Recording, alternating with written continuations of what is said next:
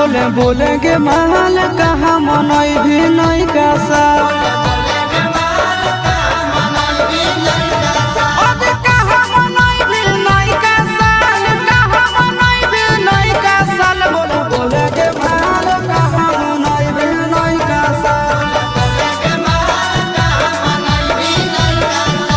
बोले के महल कहाँ मनई भी नहीं का साल